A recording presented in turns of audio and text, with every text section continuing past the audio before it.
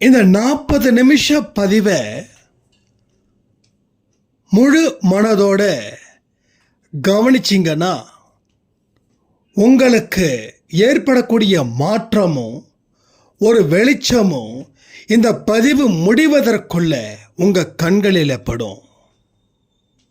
சாதாரணமாக சாய்பாவை பார்த்துட முடியாது. நீங்கள் என்னதான் மாயுத்த பயிற்சியில் 48 நாளும் தொடர்ந்து ஈடுபட்டாலும் இதையும் கூட சேர்த்துக்கிட்டா இன்னும் உங்களுக்கு வரவேண்டிய வரம் வந்து சேரும். பிரச்சனைகளை பார்த்து பயந்து ஓடி பிரார்த்தனை செய்கிறீங்க. ஆனால் நீங்கள் செய்கிற பிரார்த்தனையே பலகீனமாக போகுது. கொஞ்சம் கவனித்து பார்த்தீங்களா? உங்கள் வாழ்க்கையில் ஏற்பட்ட பிரச்சனைகள் இது இன்று அல்ல, நேற்று அல்ல. இது கர்ம வினையினால் ஏற்பட்ட பிரச்சனை. அதே கர்ம வினையினால் இதை முறியடிக்க முடியும்னா நம்ப முடியுதா? ஸோ பொறுமையும் நம்பிக்கையும் இருந்தால் மட்டும் போதுமா? அதை தாண்டின ஒரு மூன்றாவது ஒன்று வேணுமே. அது இருந்தால் எல்லா விஷயத்தில் இருந்தும் முழு விடுதலை பெற முடியும். நீங்கள் மனசு வச்சிங்கன்னா உங்களால் பார்க்காத கேட்காத ஒரு ரகசியம் அப்படின்றதும் இந்த பதிவின் மூலமாக தெரிஞ்சுக்கலாம். வழி தெரியல, அதனால் போக முடியல. போன இடம் ரொம்ப பிரச்சனையாயிடுச்சு. ஆனால் இந்த பதிவின் மூலமாக ஒரு வழி உங்களுக்கு தெரியும். அந்த வழியை பிடிச்சுக்கோங்க. அந்த வழியில் பயணம் செய்யுங்க. யார் என்ன சொன்னாலும் காது கொடுத்து கேட்க வேண்டாம். உங்கள் வாழ்க்கையோட லட்சிய நோக்கம் நிம்மதியாக இருக்கட்டும். அதற்கு உண்டான அத்தனை படிக்கட்டுகளும் இந்த பதிவில் இருக்குது.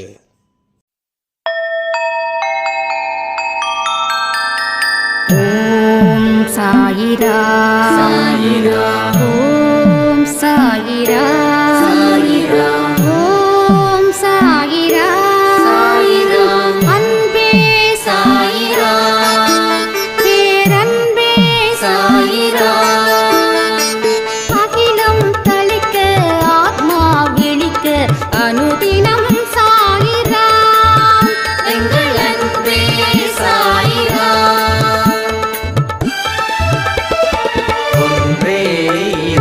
ஒன்றே பூமிக்கென்றும் சாயிரா, சரணம் சாயிரா, நன்றே செய்து வாழ்வோம், நாம் ஒன்றே செய்து வாழ்வோம், அன்பே சாயிரா.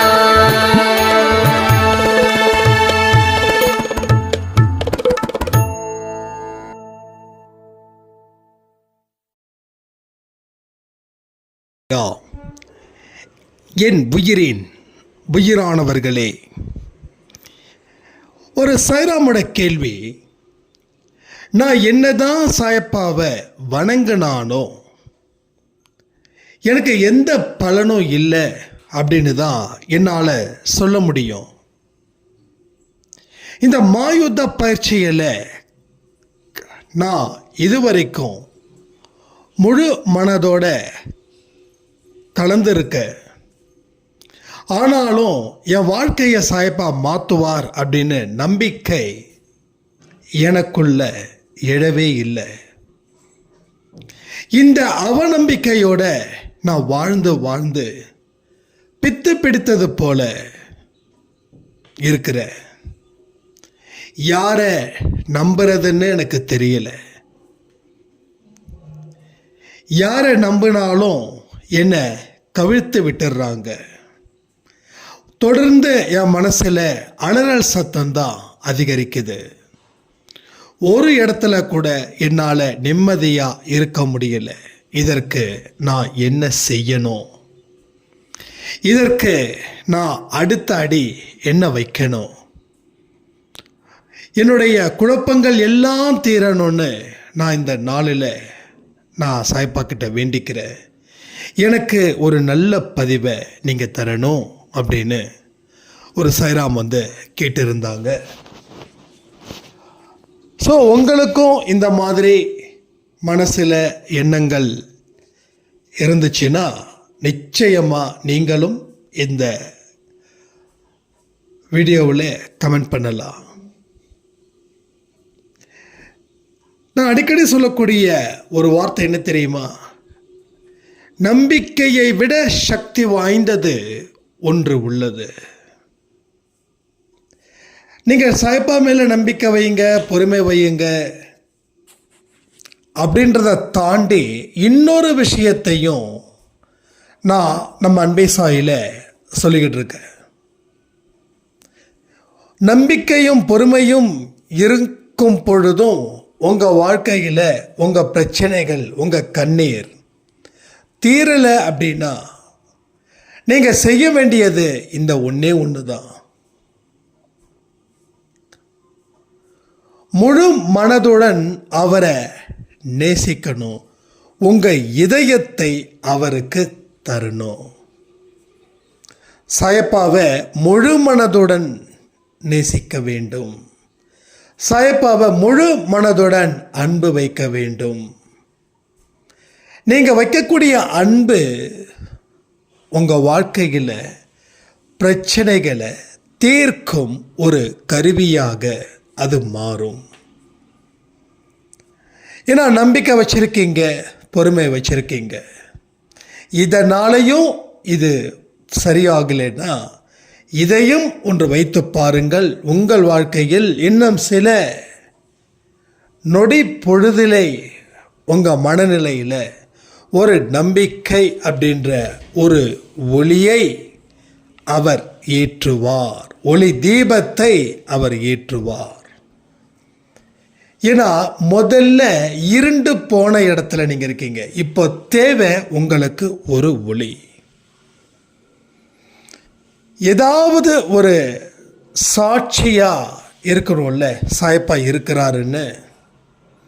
அந்த சாட்சியாக இருப்பது இந்த ஒளி. தயவு செய்து கண்களை மூடுங்க. ஒரு இருட்டான இடத்துல இப்போ நீங்கள் இருக்கீங்க.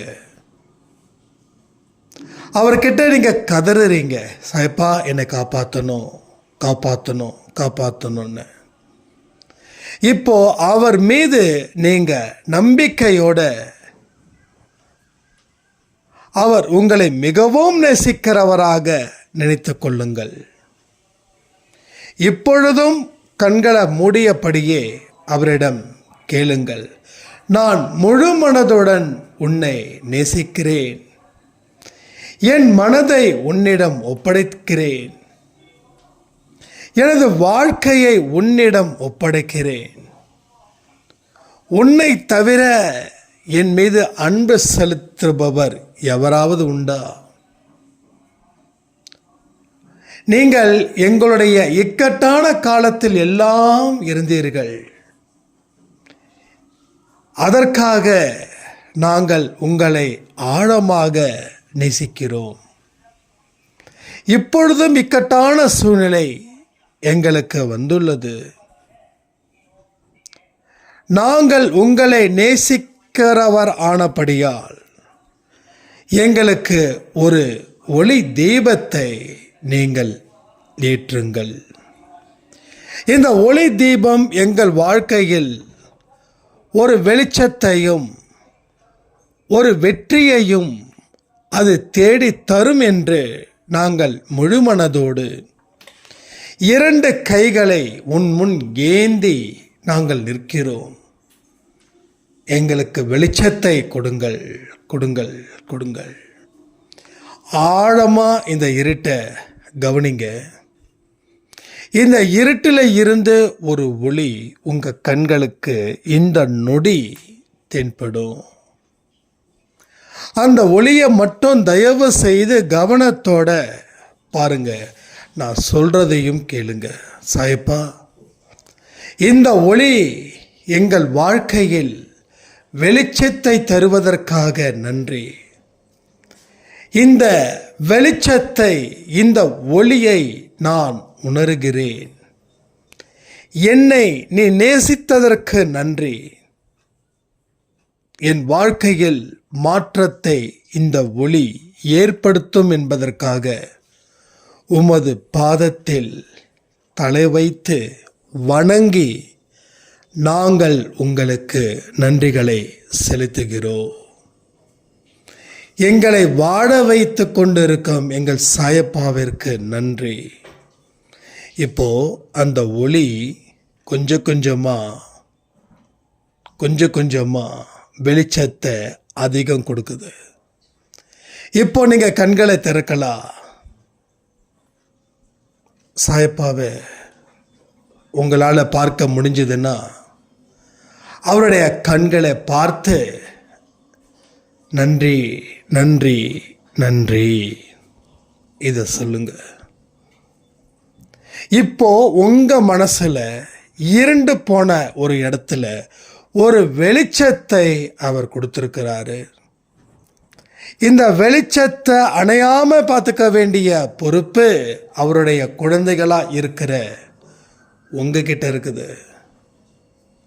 எந்த சூழ்நிலையிலும் இது அணையாமல் பார்த்து கொள்ள வேண்டிய பொறுப்பை தெய்வம் உங்களுக்கு கொடுத்துருக்குது. நீங்கள் ஒரே மனதோடு இருங்க. 2 மனசை வைக்காதீங்க. 2 மனசை வச்சா 2 இடத்துல ஒரே நேரத்தில் ட்ராவல் பண்ணுறதுக்கு சமம். அப்போ 2 இடத்துக்கும் போக முடியாதுல்ல. இந்த மனதை சரிப்படுத்த இதோ அவர் வந்துவிட்டார். இதோ அவர் உங்களை தலையில் கை வைத்து ஆசீர்வதிக்கிறார். உங்களுடைய தீய எண்ணங்களை போக்கி நல்ல எண்ணங்களை உருவாக்கி ஒரு வெற்றி தீபத்தை அவர் உங்கள் முன் ஏற்றி வைத்திருக்கிறார். சகல பிசாசுக்களும் உங்களை விட்டு அகலுது. தீமை செய்யக்கூடிய எல்லா சக்திகளும் உங்களை விட்டு அகலப் போகிறது.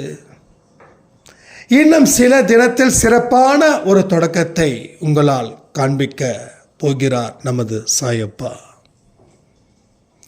இது யாருக்கெல்லாம் நடக்கும் அப்படின்னா, யாரெல்லாம் உண்மையாக சாயப்பாவை முழு மனதோட நேசிக்கிறார்களோ அவர்களுக்கு இந்த வெற்றி செய்தி அவர்களுடைய இதயத்தை கனெக்ட் பண்ணும். எங்கே கனெக்ட் பண்ணும்? சாயப்பாவுடைய இருதயத்தோடு. தெய்வம் என்றைக்குமே ஹார்ட் டு ஹார்ட் தான் பேசும்.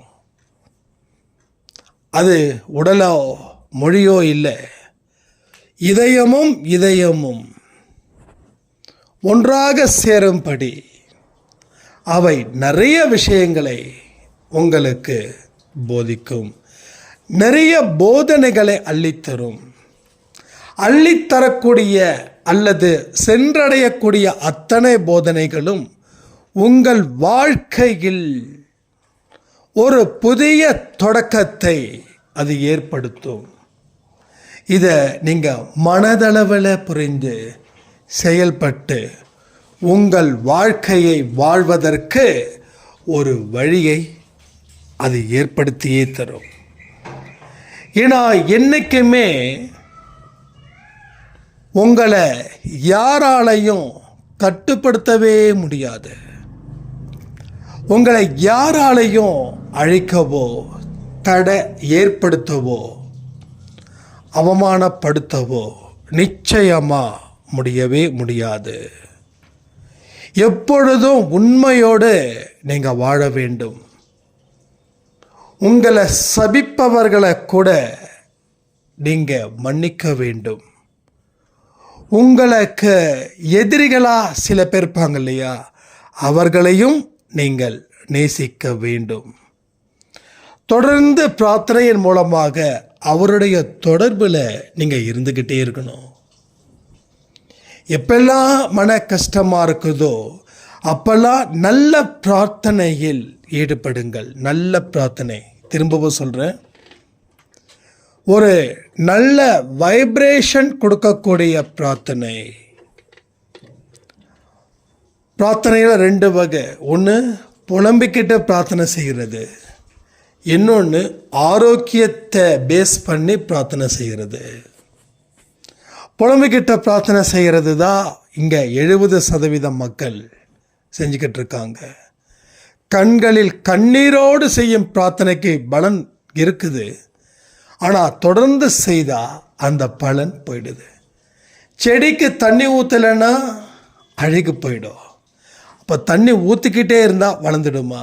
அது போல தான் உங்கள் கண்களில் இருந்து வரும் கண்ணீர் தொடர்ந்து வராமல் பார்த்து கொள்ளுங்கள். ஒரு முறை அழுது விடுங்கள் பிரார்த்தனையின் மூலம், மறுமுறை அதை சந்தோஷமான மனநிலையில் பிரார்த்தனை செய்யுங்கள். நாளைக்கு நடக்க இருக்கும் நல்லதுக்காக பிரார்த்தனை செய்யுங்க.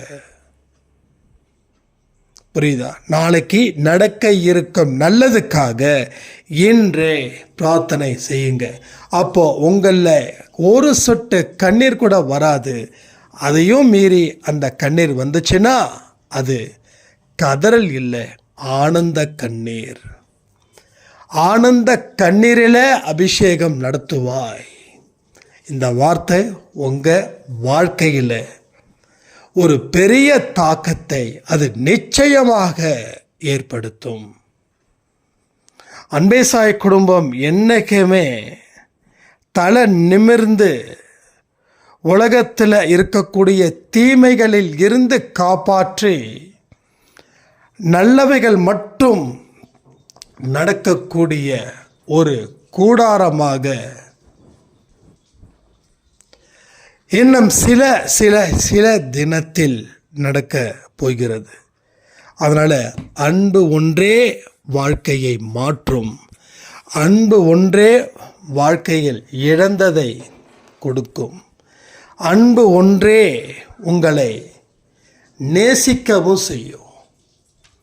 உங்கள் மீதும் உங்கள் உற்றார் உறவுகள் எதிரிகள் மீதும் அன்பை மட்டுமே செலுத்து. வம்புக்காக வாழ்ந்தா நிச்சயமாக வாழ்க்கையில் எந்த விதமான சுவாரஸ்யமும் அது இருக்காது. எந்த ஒரு நல்லதும் அவை நடக்காது. இதையெல்லாம் தெரிந்து கொண்டோம் நம்ம தெரியாமல் இருப்பதனால் வாழ்க்கையில் எதை சாதிக்க முடியும்? ஸோ எதையுமே சாதிக்க முடியாமல் போய்டும்ல. வீண் கண்ணீர் வீணான காரியத்தை செய்ய வைக்கும். நாளைக்கு எனக்கு என்ன நடக்கும்னு தெரியலையே. எத்தனையோ பேர் விடிஞ்சா திங்கக்கிழமை நாளைக்கு யார்கிட்டையோ என்னென்னமோ சொல்லியிருக்கோமே, ஆனால் எதையுமே செய்ய முடியாத சூழ்நிலையில் நான் இருக்கிறேனே அப்படின்னு நினைக்கிறீங்களா? இதுவரைக்கும் நீங்கள் கடவுள் மேலே நம்பிக்கை இல்லைன்றதால அழுதிங்க. இப்போ கடவுளோட நம்பிக்கை அந்த ஒளி உங்கள் கண்களில் இருந்து தப்பவே இல்லை இல்லையா? அந்த ஒளி உங்கள் கண்ணுக்கு வந்துருச்சு. நீங்கள் அந்த காட்சியை உங்கள் கண்கள் பார்த்துடுச்சுனாவே சாயப்பா உங்களிடம் வந்துவிட்டார் என்று அர்த்தம். ஸோ நாளைய தினத்திற்காக கவலைப்பட வேண்டிய அவசியம் மற்றவர்களுக்கு உண்டு, ஆனால் உங்களுக்கோ இல்லை. நடப்பதை எல்லாம் அவர் தெரிந்து கொண்டு அவருடைய அனுமதியின்றி அவை நடக்கும் பொழுது நமக்கு என்ன குழப்பம்? அதனால் நமக்கு என்ன பயம்? அதனால் நமக்கு என்ன பதட்டம்? உங்கள் கேரக்டர்ஸை இன்னும் ஸ்ட்ராங் பண்ணுங்க. உங்களுடைய பலத்தை இன்னும் அதிகரிங்க. அப்போ தான் உங்களை சுற்றி இருக்கக்கூடிய பலகீனங்கள் உங்களை விட்டு அகலும். எத்தனை மனுஷங்க ஈட்டியில் குத்துனாலும் கடப்பாறையில் குத்துனாலும் அது சின்ன ஊசி குத்துறதுக்குத்தான் சமம். ஏன்னா உன்னுடைய வலியை அவர் பல மடங்கு குறைப்பார். உங்கள் வலியை அவர் பல மடங்கு குறைப்பார். சாயப்பாவோட அருள் பெற்றவர்களால் மட்டும்தான் கடப்பாறையிலால் நெஞ்சியை வச்சு கிழிச்சாலும் அது ஊசியை குத்துற அளவுக்குத்தான் அந்த வலி உங்களுக்குள்ளே இருக்கும். இது எல்லாமே என்னுடைய ஓன் எக்ஸ்பீரியன்ஸ்ட். அது மட்டும் இல்லாமல் பல பேருடைய ஷேரிங்கும் இங்கே இருக்குது. ஒரு சார் சொன்னாங்க, இதை விட பிரச்சனைகள்லாம் நான் பயந்து வாடி வதங்கி போய் நின்னேன். ஆனால் இப்போ அதை விட பிரச்சனைகள் ஜாஸ்தி. ஆனாலும் இன்னைக்கு ஒரு நம்பிக்கை எனக்குள்ளே இருக்குது, தைரியம் இருக்குது, நான் போராடுவேன். அப்போது ரெண்டுத்துக்கும் என்ன வித்தியாசம்? அன்னைக்கும் நீ தான், இன்னைக்கும் நீ தான். ரைட்டா? அன்னைக்கும் நீ தான். 5 வருஷத்துக்கு முன்னாடி பயந்து நடுங்கி ஒடுங்கி எதையுமே பண்ணாமல் ஒரு இடத்துலையும் தோத்துடுவோமோன்னு நினச்சி வீட்டை விட்டு வெளியில் வராமல் வீட்டுக்குள்ளே இருக்கவும் முடியாமல் பலவிதமான பயத்துக்கும் வாழ்ந்தோம். ஆனால் இன்னைக்கு அப்படி இல்லை. ஏன் அப்படி இல்லை? எதனால் அப்படி இல்லை? ஏன்னா இன்று சாயப்பா உன்னுடன் இருக்கிறார். யார் கூட? உன்கிட்ட இருக்காரு. அதனால் அன்னைக்கு இருந்த பிரச்சனையை விட இன்னைக்கு 100 மடங்கு ஜாஸ்தி. ஆனால் உனக்கு பிரச்சனைகளே இல்லாதது போல நீ இருக்கிறேன்னா அவர் உனக்காக செயல்படுறதால நீ செயல்படலை. என் நண்பன் எனக்காக செயல்படும்போது எனக்கு எந்த பயமும் இல்லை. ஆனால் நான் செயல்படும் போது எனக்கு பயம் இருக்குது. ரைட்டா? அது போல தான் நம்ம நிறைய சொல்லியிருக்கோம், உனக்காக அவர் சண்டையிடுவா. சொல்லியிருக்கோமா இல்லையா? உன்னோட கோபத்தை நீ ஒதுக்கி தள்ளு. உன்னோட சண்டையை நீ தயவு செய்து அதை வெறுத்துடு. அதனால் வாழ்க்கையில் ஒரு மாற்றத்தையோ ஒரு புரட்சியையோ உன்னால் கொண்டு வர முடியாது. ஏன்னா உன்னுடைய வாழ்க்கையில் என்ன தேவையோ அதை அவர் புரிந்து வைத்துக்கும்போது உன்னுடைய கடமைகளை மட்டும் நீ சிறப்பாக செய். நாளை தினத்தை கவலைப்பட வேண்டிய அவசியமே இல்லை. உன்னுள் நானும் என்னுள் நீயும் இருக்கும் பொழுது உனக்கு என்ன கவலை? அடிக்கடி நான் மெடிடேஷனில் இருக்கும்போது இந்த ஒரு வார்த்தை எனக்கு சொந்தம். அந்த வார்த்தையை நீங்களும் சொந்தம் கொண்டாடிக்கோங்க. உனக்குள் நானும் எனக்குள் நீயும். நல்லா இருக்குல்ல இந்த வார்த்தை? சாயப்பாக்குள்ளே நான் இருக்க, எனக்குள்ளே சாயப்பா இருக்கும் பொழுது தோல்விகள் வந்துடுமா?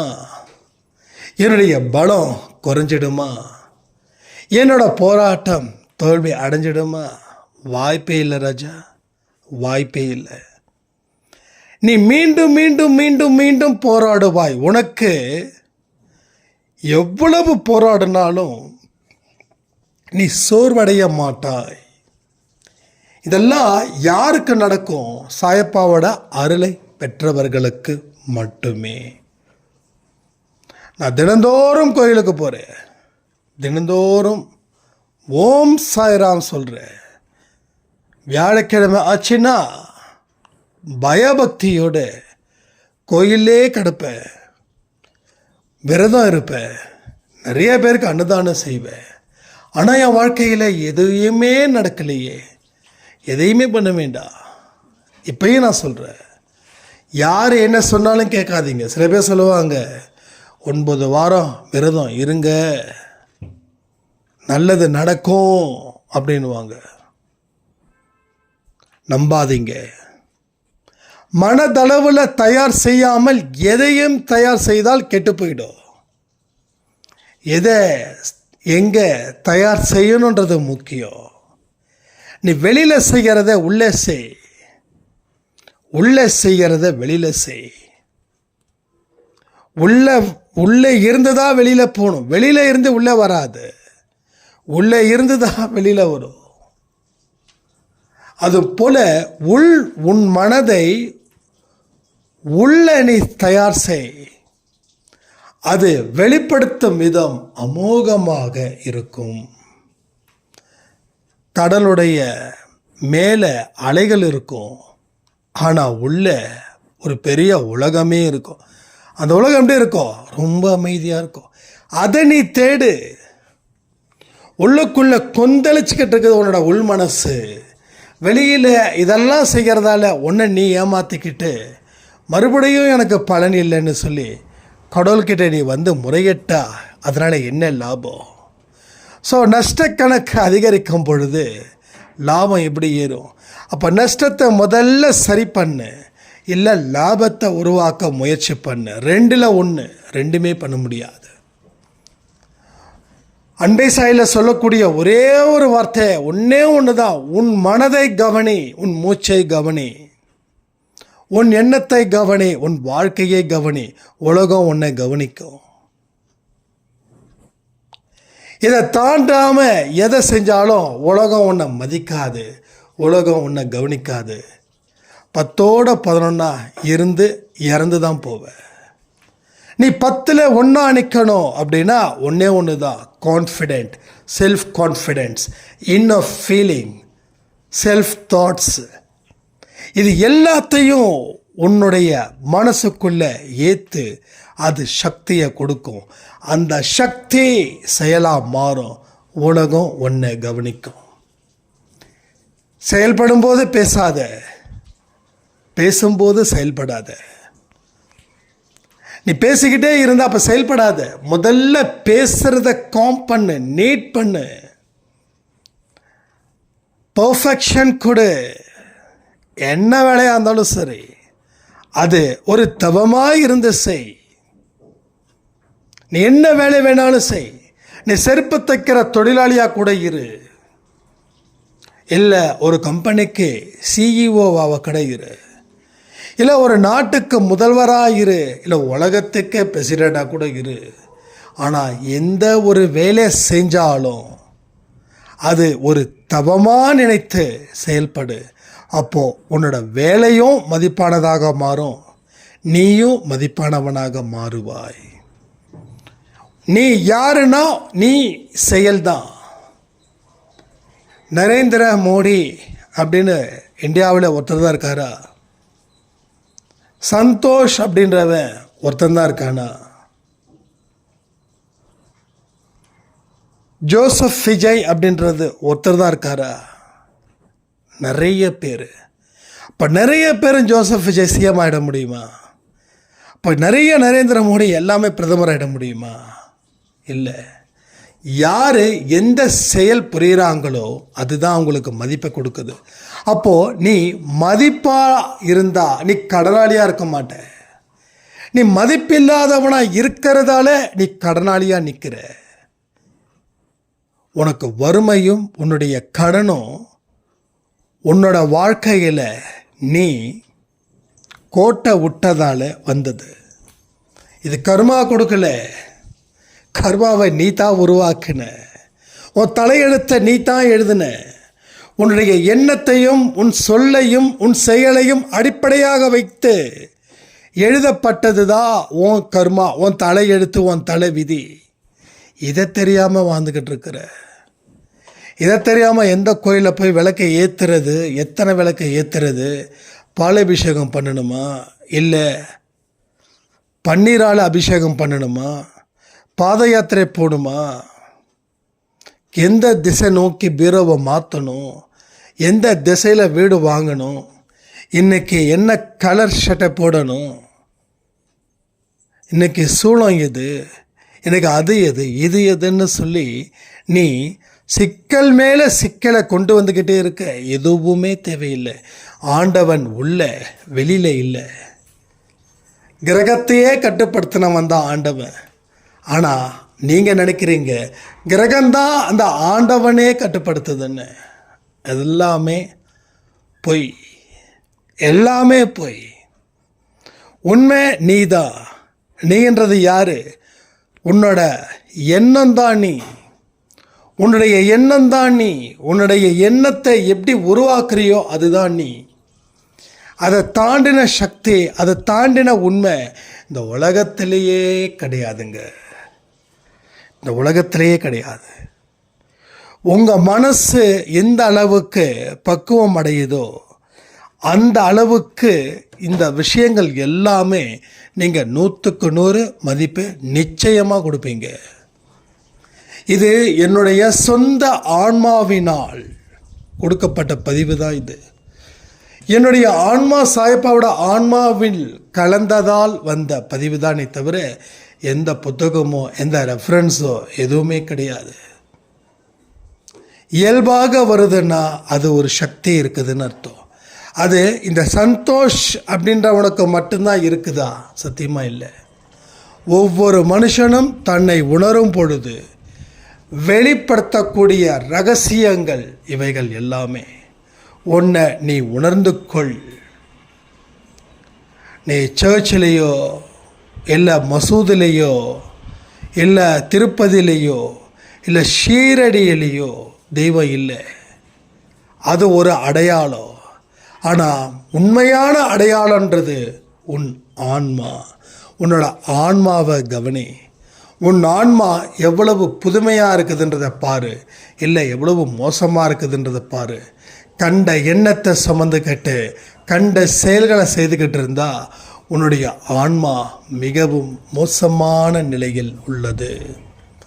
மோசமான நிலையில் இருக்கும் ஆன்மா கடவுளுடைய ஆன்மாவோட இணைய வைக்க முடியாது. நல்லவன் நல்லவனோடும் கெட்டவன் கெட்டவனோடும் சேர்ந்தாதான் அங்கே நல்லது நடக்கும். நல்லவன் கெட்டவனோடு சேர்ந்துட்டா அந்த நல்லவனும் கெட்டவனாக மாறிடுவான். ஆனால் கெட்டவன் நல்லவனோடு சேர்ந்துட்டா அவ்வளவு சீக்கிரம் அவனால் மாற முடியாது. அப்போ உன்னுடைய ஆன்மா சுத்தப்படுத்து. அப்போ அதை எதை வச்சு நீ சுத்தப்படுத்த முடியும்? உன் எண்ணத்தின் அடிப்படையில் அதை நீ சுத்தப்படுத்த முடியும். உன்னுடைய எண்ணம் அழுக்காக இருக்கும் பொழுது உன் ஆன்மாவும் அழுக்காக இருக்கிறது. உன் ஆன்மா அழுக்காக இருக்கும் பொழுது உன்னுடைய ஆன்மா கடவுளுக்குள் இணைவது இல்லை. ஆன்மா கடவுள் கூட இணையாத பொழுது உங்களுடைய வாழ்க்கையில் புனிதத்தன்மை என்பது இல்லாமலே போய்விடுகிறது. இதை எல்லாம் உணர்ந்து கொண்டு உன் வாழ்க்கையை வாழ்ந்துவிடு, வென்றுவிடு. புதிய புதிய லட்சியங்களை உனக்குள் ஏற்படுத்தி ஒரு தாக்கத்தை முடிவு செய். உன் வாழ்க்கையில் நீ தொட்டது எல்லாம் விளங்கும் சொல்லி இந்த பதிவை நான் முடிக்கிறேன். ஜெய் சாய்ராம்.